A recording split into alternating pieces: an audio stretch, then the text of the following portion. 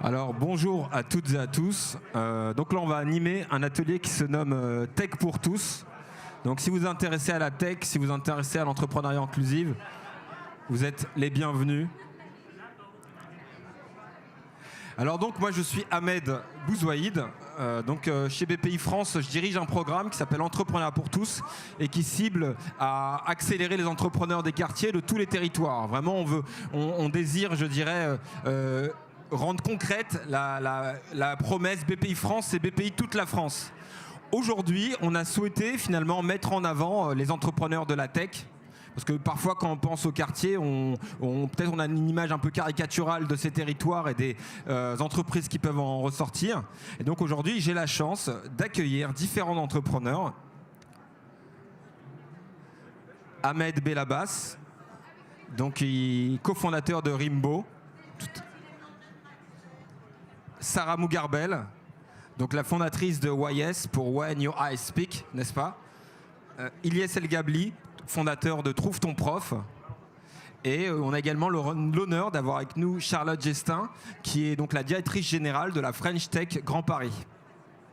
Voilà, tout de suite, déjà je vais passer la parole. Tiens, t'as pris le micro, bravo. Donc Ahmed, en deux mots, quelle est ta boîte et qu'est-ce que ça veut dire pour toi entreprendre dans la tech? Est-ce que c'est une case? Alors, qu'est-ce qu'on fait chez Rimbo? En fait, on a développé une... Ça va? Plus fort? La régie. Vas-y.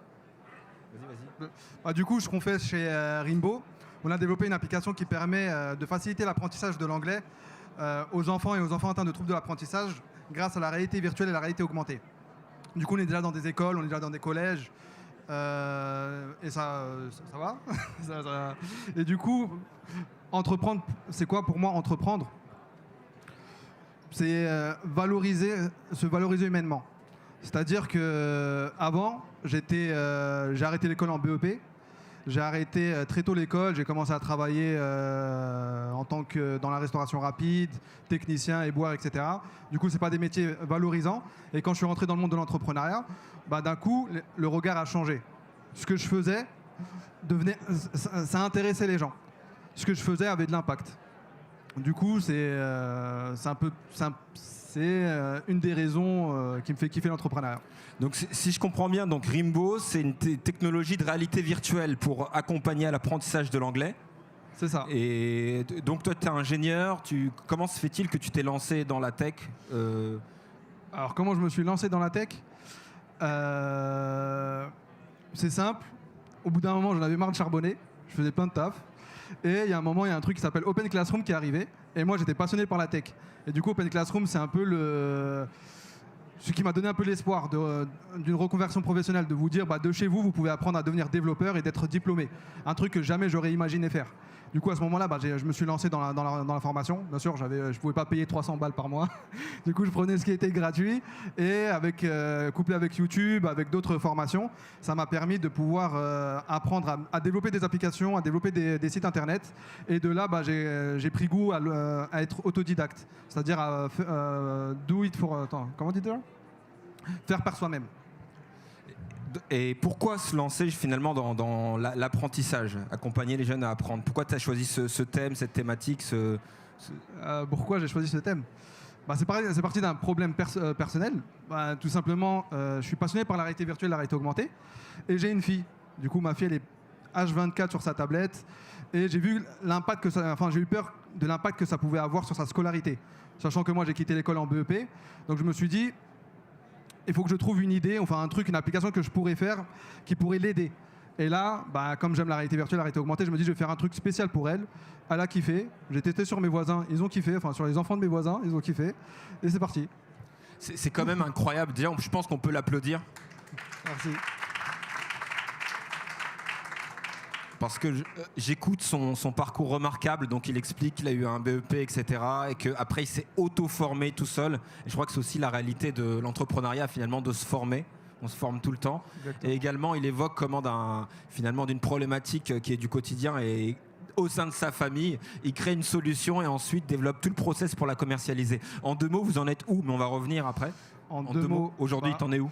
Je suis passé d'être seul, on est 9. Ils sont 9. On est, au lancement, on a lancé le produit en octobre 2020. On était numéro 1 des ventes sur Amazon en décembre. Ça signifie entre 300 et 400 ventes par jour. 300 et 400 ventes par jour sur Amazon. Et depuis, on est en train de finir une levée de fonds.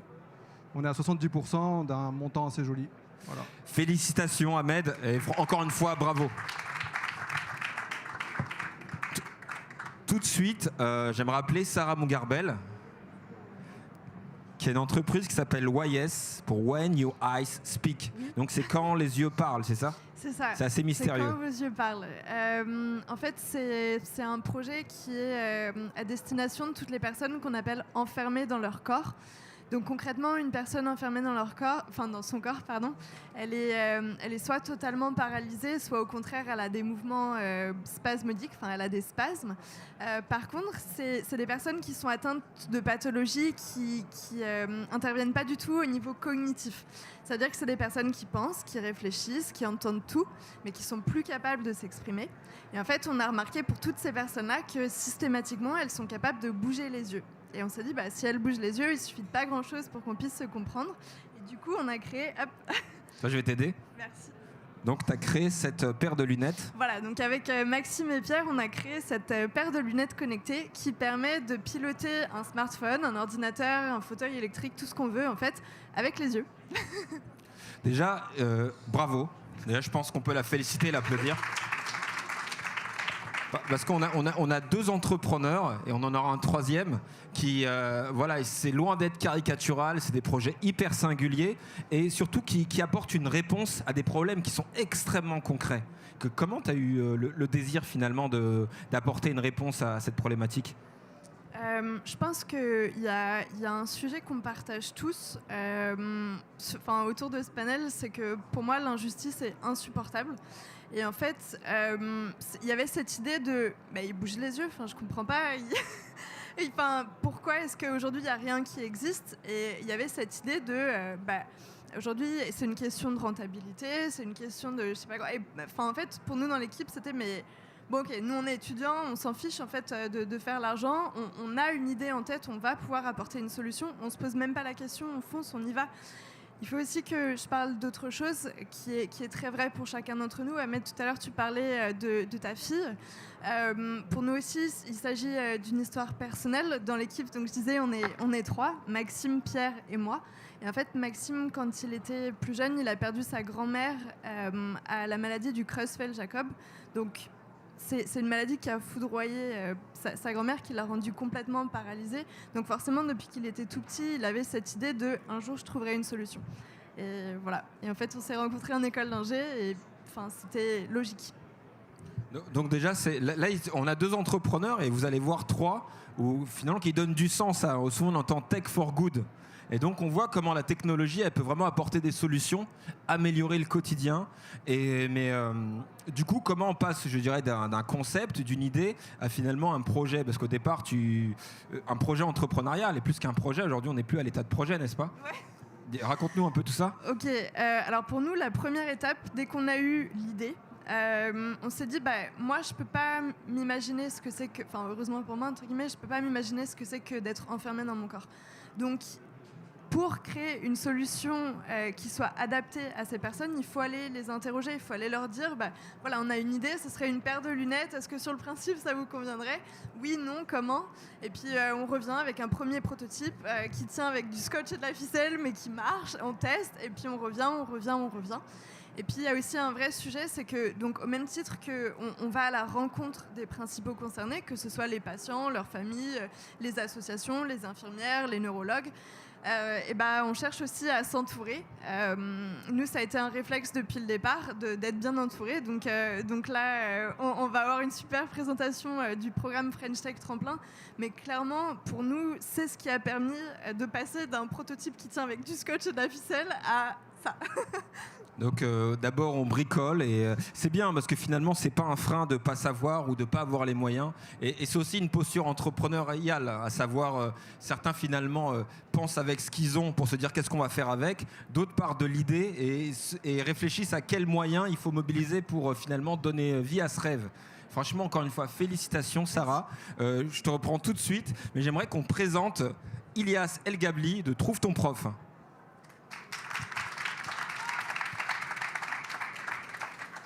Alors, Trouve ton prof, bon, ça me donne un peu une idée du projet de l'entreprise. C'est un projet ou c'est l'entreprise?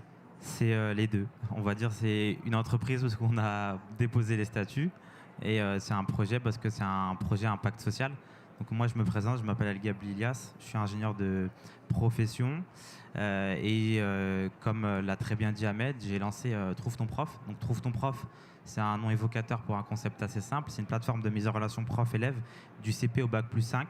Et l'objectif, c'est de rendre accessibles financièrement les cours particuliers. Donc c'est entre 10 et 20 euros. Et tout ça via un système de géolocalisation.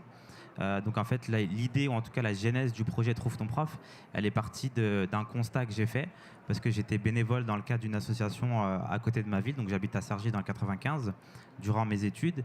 Et il y a une dame qui s'appelait Mariam, elle avait poussé la porte de l'association. Elle est venue, elle nous a dit moi j'avais mis mes études en stand-by pendant plusieurs années pour élever mes enfants. Et là, je reprends, mais j'ai du mal en maths. Elle avait repris un BTS Compta. Première année compliquée. Donc deuxième année, je l'accompagne en maths parce qu'avec mon bagage en mathématiques, je l'ai accompagnée pendant 1 an. Elle a eu 14 à son BTS en maths. Elle était super contente et elle m'a dit un truc qui, je pense, a fait le déclic. Elle m'a dit si je t'avais trouvé plus tôt, Ilyas, j'aurais eu mon BTS beaucoup plus tôt.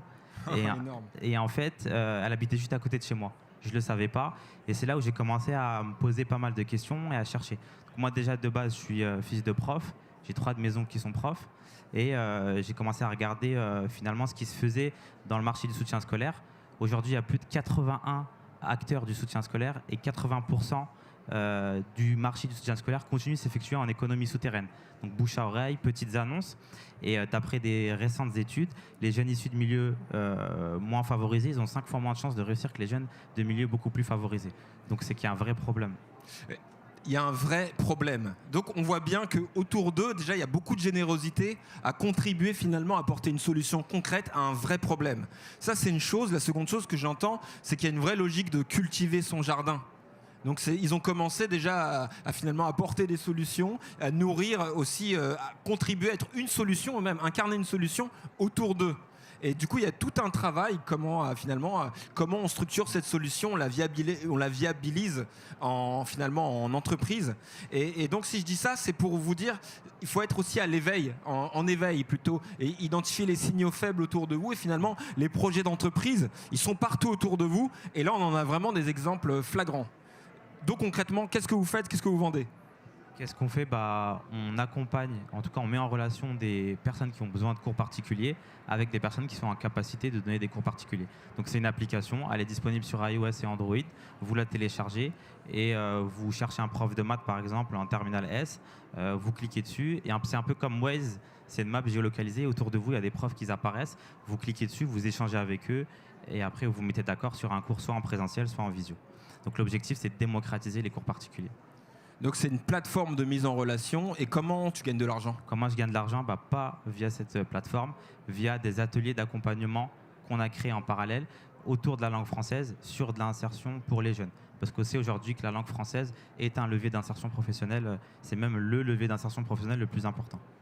Donc du coup, la plateforme, elle sert à une forme de notoriété et d'impact. Et d'impact, c'est-à-dire l'impact finalement, vous aidez des profs à intervenir. Exactement. Et des élèves finalement à avoir accès à un service qui est plutôt onéreux normalement.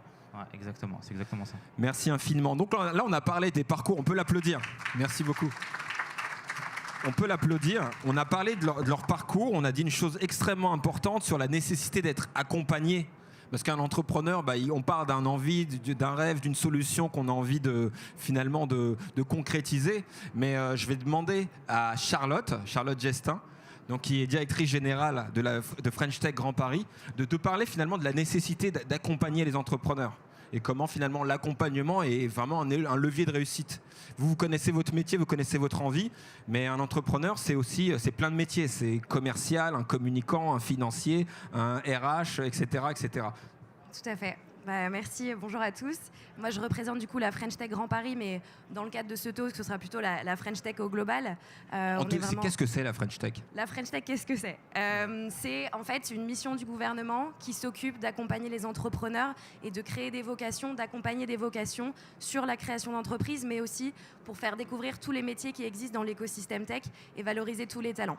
Et là, je pense qu'aujourd'hui, l'idée, c'est de faire un focus sur le programme Tremplin, qui est né en fait du constat de la diversité des talents et du fait que l'écosystème tech peut parfois être considéré comme quelque chose de très fermé. Il y a beaucoup d'autocensure sur le fait de devenir entrepreneur, de se dire est-ce que la French Tech, c'est fait pour moi ? Et du coup, le programme Tremplin a vraiment été créé pour aller chercher tous les talents et les accompagner dans la création de leur entreprise. Voilà.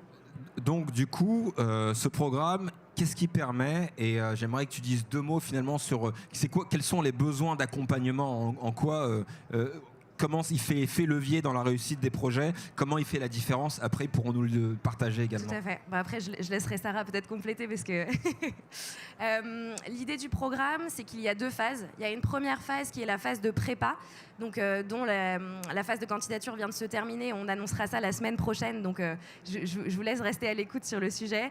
La phase de prépa, c'est une phase de diagnostic d'idées et de projets avec différents opérateurs sur le territoire. Donc en fait, des incubateurs qui vont accompagner les porteurs de projets qui n'ont pas encore créé leur entreprise et les accompagner sur l'idée qu'ils ont eue, leur donner un peu tous les conseils du b.a.-ba de l'entrepreneuriat. Et ensuite, la deuxième phase, c'est plus une phase d'incubation pour les entreprises qui sont créées pour aider en fait les entrepreneurs, les fondateurs à développer leurs projets, à trouver des partenaires, à trouver des clients.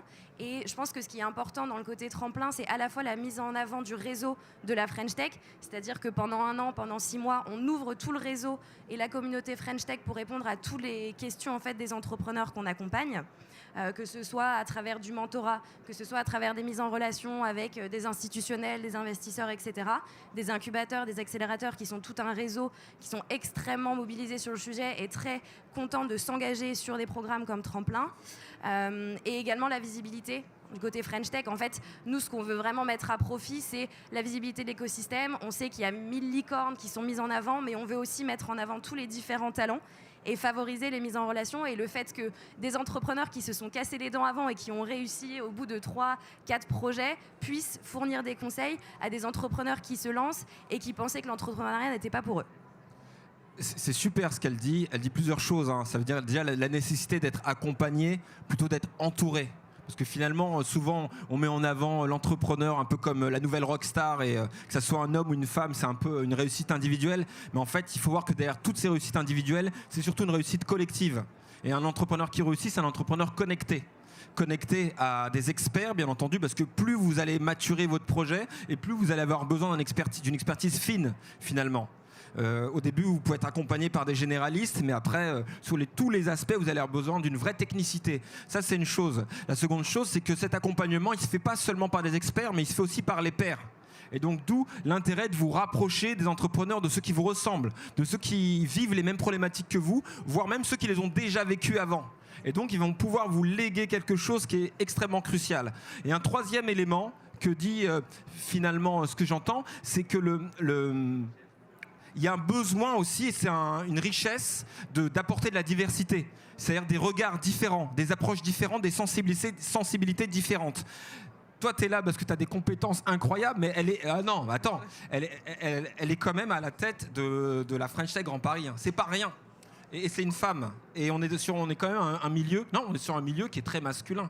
Et l'idée d'apporter ces nouveaux visages, et quand on nous voit, ce qu'on voit aussi, c'est que c'est possible, c'est accessible pour d'autres, c'est accessible pour tout le monde aussi, même des jeunes, la jeunesse, etc. Si tu peux dire 2 mots là-dessus, parce que c'est un peu ça derrière l'esprit de Tremplin. Je pense que ce qui est important aussi, c'est de créer des rôles modèles avec en fait une possibilité d'identification, de se dire ok, moi aussi je viens d'un QPV, moi aussi je suis bénéficiaire du RSA, moi aussi j'ai pas eu forcément le capital pour me lancer à 17 ans parce que mes parents étaient derrière. Enfin voilà, l'idée c'est aussi de s'identifier à des personnes qui sont mises en avant, qui peuvent réussir. Et souvent, nous ce qu'on favorise, c'est aussi des entrepreneurs comme en fait vous 3 qui ont identifié un projet, enfin identifié un problème, qui ont voulu y répondre et qui créent un lien avec le territoire en fait, dans lequel ils ont grandi pour vraiment créer de l'impact créer de la croissance, mais aussi créer toute une communauté autour de l'entrepreneuriat et pour répondre à des problèmes extrêmement concrets. Enfin, c'est un vrai plaisir et c'est une vraie aventure humaine de créer ces rôles modèles. Et en fait, les idées, c'est pas nous qui les avons.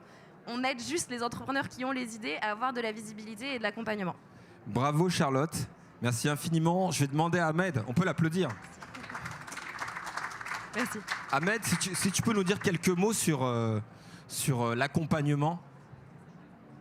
Accompagnement. On peut dire quelques mots sur l'accompagnement. Je ris parce qu'en fait, on me rappelle à l'ordre, il faut que je tourne les diapos, etc. Ah, il y a un bug. Ah, il y a un autre micro. Super, merci. Ah. Du coup, l'accompagnement. Alors moi, j'ai pas été beaucoup accompagné. À l'époque, quand j'ai débuté, il n'y avait pas les déterminés, il n'y avait pas les créos, il n'y avait pas toutes ces formations, ni la French Tech qui commençait. C'était French Tech tremplin ou diversité, je crois, à l'ancienne. Voilà, du coup, c'était pas encore très développé, mais à ce moment-là, c'est vrai que quand on commence, c'est très important d'être formé, ne serait-ce que c'est quoi un business plan, un business model, pitcher son projet, mettre sur papier le projet, les forces, les faiblesses, et se faire challenger. J'aurais kiffé avoir ça au début, vraiment, clairement. Ça m'aurait grave gagné du temps. D'accord. Et aujourd'hui, il y a un panel d'accompagnateurs qui, n'hésitez pas, il faut en profiter. Moi, en tout cas, j'aurais profité de cet accompagnement si j'aurais commencé aujourd'hui. Il y a quelque chose que tout à l'heure je soulignais un aspect, c'est qu'il y a différentes formes d'accompagnement en fonction du niveau de maturité, du moment de vie de votre projet. Donc on n'est pas accompagné de la même manière au début quand on crée. Et il y a une idée, c'est que plus on progresse et plus l'accompagnement il va être fin en fait, sur mesure en fait. C'est du cousu humain. Aujourd'hui, je crois savoir que justement, tu disais que tu n'étais pas accompagné au début, mais maintenant, tu t'expliquais, vous êtes en levée de fonds. Et au-delà de la levée de fonds, vous recherchez aussi un accompagnement, de l'expertise, etc. À quoi ça sert et pourquoi, à quoi ces besoins vont... comment ça va vous aider en fait? Du coup, comme tu l'as dit, à chaque étape d'un projet, d'une start-up, de la vie d'une entreprise, on va passer par plusieurs étapes. D'abord, il y a la création, l'idéation, commencer à développer. Puis, une fois qu'on a mis sur le marché le projet, il y a une nouvelle étape, c'est comment créer de la rétention, comment faire du chiffre, comment augmenter, comment améliorer. Et du coup, là, on est plutôt accompagné par nos investisseurs, qui sont des gros du secteur et qui nous ont fait beaucoup de réunions. Surtout WhatsApp, on n'hésite pas à envoyer des messages, on n'hésite pas à les contacter quand il y a un truc, on leur demande. Après nous, on est à Station F. Donc à Station F, on est passé par le Fighters Programme. On est en plein milieu d'entrepreneurs. Donc aujourd'hui, je suis devenu ambassadeur du Fighters Programme. Je peux aider à des projets qui débutent à rentrer à Station F si vous voulez m'en parler ou me contacter plus tard. Quand on est au milieu d'entrepreneurs, ça aide beaucoup. Les conseils, c'est primordial. Une fois qu'on est formé, mais après, une fois qu'on est lancé, c'est conseil, vous faire challenger à chaque fois. Ça fait mal à la tête, c'est relou, ça pique, mais c'est utile. Ça permet de tailler le diamant. C'est ça, exactement. Merci beaucoup Ahmed.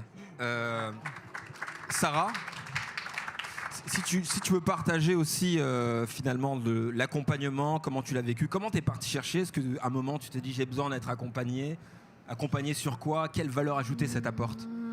Ok. Alors, en fait, quand j'ai décidé de me lancer dans l'entrepreneuriat, il a fallu que j'assoie mes parents, que je leur dise bon, ok, papa, maman, je sors d'une école d'ingénieur, mais je vais pas gagner un salaire d'ingénieur tout de suite. Et en fait, pour les rassurer, je leur ai dit bon, vous en faites pas, de toute façon, dans le métier d'entrepreneur, on me demande pas de tout savoir faire. Par contre, on me demande de tout savoir apprendre. Et en fait, nous, dans l'équipe, on est 3 ingés. Donc, il y a des choses qu'on fait très bien. Et puis, il y a des choses sur lesquelles on a besoin d'être accompagnés. Et en fait, pour nous, le fait de nous faire accompagner par un programme tel que French Tech Tremplin, ça a été, en fait, compléter là où nous, on n'avait pas les compétences. Nous accompagner, justement, sur la partie business, que je dis tout le temps, c'est un peu notre bête noire. Donc en fait, c'est avoir un réseau d'experts sur lesquels on peut compter. C'est aussi et forcément un réseau d'entrepreneurs. On a une super conversation WhatsApp avec tous les incubés de French Tech Tremplin. Il y a 400 messages par jour et c'est génial. On se soutient quand tout va bien, on se soutient quand tout va mal. Donc c'est vraiment juste l'occasion de partager en fait l'aventure entrepreneuriale qui finalement est très solo par moment. Donc voilà, je pense que c'est là-dessus où ça a été transcendant en fait pour nous. Merci infiniment Sarah. Il y a deux choses que j'entends. La première, c'est que vous êtes expert de votre sujet, finalement là aussi c'est la passion qui vous porte, etc. Mais comme je l'ai dit tout à l'heure, entreprendre c'est aussi développer tout un tas de compétences et de nouvelles expertises. Au début, il faut se les approprier. Non pas, vous n'allez pas devenir expert comptable, mais il vous faut des notions, au moins pour dialoguer avec. Et ça va être pareil sur les enjeux financiers, sur les enjeux de marketing, sur les enjeux de communication, sur l'ensemble des fonctions vitales qui caractérisent une boîte. Donc il y a vraiment cet enjeu-là et cette expertise, il va falloir aller la chercher. Ça, c'est une chose. Et la seconde chose que j'entends, c'est véritablement, je parlerai d'humilité. Parce que se dire on n'a pas les compétences, en fait il y a une forme de dualité entre, je dirais, l'ego qu'il faut, la confiance qu'il faut pour y aller et se dire ce rêve je vais lui donner vie, et en même temps l'humilité pour dire je sais pas tout et j'ai besoin qu'on m'aide. Non mais complètement. Alors petite anecdote que je partage pas souvent, mais en fait Wise, on a essayé de le lancer plusieurs fois, 2 fois en fait pour être précis. Et la première fois en fait on sortait tout juste d'école d'ingé, même pas encore. On voulait faire notre stage d'entreprise dans notre propre projet. Et en fait, on était tellement occupés à dire à toutes les personnes qui ne croyaient pas autour de nous au projet, on était tellement occupés à leur dire qu'en fait, oui, on sait ce qu'on fait, ça va marcher, que finalement, en fait, on fonçait dans le mur et on faisait rien pour que ça marche vraiment. Et en fait, il y a eu ce moment de maturité à prendre, comme tu dis, ce moment d'humilité, en fait, où on se dit, non mais en fait, ok, quand tu me dis ça va pas marcher, pourquoi ?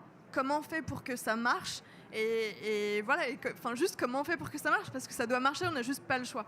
Donc il y a eu ce moment de on va chercher l'accompagnement. Super. Retenez ce qu'elle dit parce que c'est énorme. À un moment, on se pose même plus la question du pourquoi. Je crois qu'on n'a plus la question de se poser. Elle dit on se pose la question du comment. Et ça, c'est une vision optimiste de la vie et ça caractérise les entrepreneurs. Merci Sarah. Ilias, si tu peux nous dire quelques mots justement de l'accompagnement, à quel moment, à quoi ça t'est servi, quelle valeur ajoutée, si tu peux faire un retour d'expérience là-dessus. Yes, moi mon projet il s'est créé dans le RERD parce qu'en fait quand je bossais chez Safran, le site de Safran il était à Évry et moi j'habite à Cergy. Donc pour ceux qui connaissent un peu la map d'Île-de-France, c'est 2h15 de transport aller, 2h15 de transport retour. Donc en fait c'est là où j'ai commencé à prototyper Trouve ton prof. Donc j'ai commencé à le prototyper, je me rendais compte petit à petit que c'était plus que dans le RERD, mais sur mes temps de travail que je bossais sur mon projet, jusqu'au moment où j'ai pris la décision de quitter mon poste, malgré le fait que ce soit un bon salaire, un certain statut social. Et j'ai commencé pendant les 6 premiers mois à chercher un peu partout, écumer les meet-up, venir à des meetings comme cela pour essayer de comprendre et aussi rencontrer d'autres personnes qui veulent entreprendre et m'enrichir, me nourrir. Et j'ai pu voir à un moment donné le programme Les Déterminés que j'ai intégré. Donc pendant les 6 premiers mois, j'avais acquis pas mal de notions. Et quand j'ai intégré la formation Les Déterminés pendant 6 mois, ça m'a vraiment permis, d'une part, une belle mise en réseau et de consolider tous les acquis que j'avais pu acquérir tout seul et que j'avais pu acquérir en fait en cherchant. Et ce qu'on dit souvent aussi, c'est que l'école, ça permet d'apprendre à apprendre. Et ça, c'est vraiment le cas parce que dès que j'ai lancé ma boîte, j'ai appris énormément de choses. Merci Ilias. Donc on n'arrête jamais d'apprendre. Et sincèrement, Charlotte, je peux peut-être en dire 2 mots. Je crois, tous les entrepreneurs, moi ce que je peux vous souhaiter, c'est de lancer votre projet, de grandir, de voir grand, de voir loin. Et avec votre ambition, vous êtes toujours confronté à des problématiques finalement qui sont finalement de plus en plus grosses. Et donc du coup, à chaque fois que vous vous confrontez à l'inconnu, il faut être courageux pour cela. Mais surtout, il faut apprendre en fait. Exactement. Je pense que le courage, c'est déjà de postuler à des initiatives comme Tremplin comme d'autres programmes, de poser les questions. Si vous voyez une personne qui vous intéresse sur LinkedIn, qui a un parcours intéressant, ne pas hésiter à la contacter parce qu'en fait, dans cet écosystème, on est quand même assez ouvert et on est capable de répondre à des questions. Donc vraiment, ne pas hésiter si vous avez quelque chose qui vous passionne et qui vous empêche de vous concentrer sur votre travail, même si... Voilà un petit peu ce que tu as raconté, Ilias. Et peut-être le mot de la fin, on va recruter des porteurs de projets pour la prochaine étape de tremplin, incubation. Donc je vous laisse rester connectés. N'hésitez pas à me contacter si vous avez des questions. Et vraiment, provoquez la rencontre, faites-vous entourer et on n'arrête jamais vraiment d'apprendre. Voilà, fabriquez votre chance, saisissez-la, portez votre risque. C'est vraiment tout le mal qu'on peut vous souhaiter. Vraiment, là, on a 3 exemples des parcours incroyables qui sont extrêmement divers et variés. Donc, tout ce qu'on vous dit sur c'est le chemin et c'est le seul chemin, n'y croyez pas. Faites-le, soyez courageux et entourez-vous. Entourez-vous, bénéficiez des éclairages pour réussir. Merci. Je pense que vous pouvez vous applaudir parce qu'en étant là, vous êtes aussi, vous aussi courageux. Je pense que c'est le premier pas, de venir chercher l'information et je vous souhaite toute la chance pour vos projets. Salut!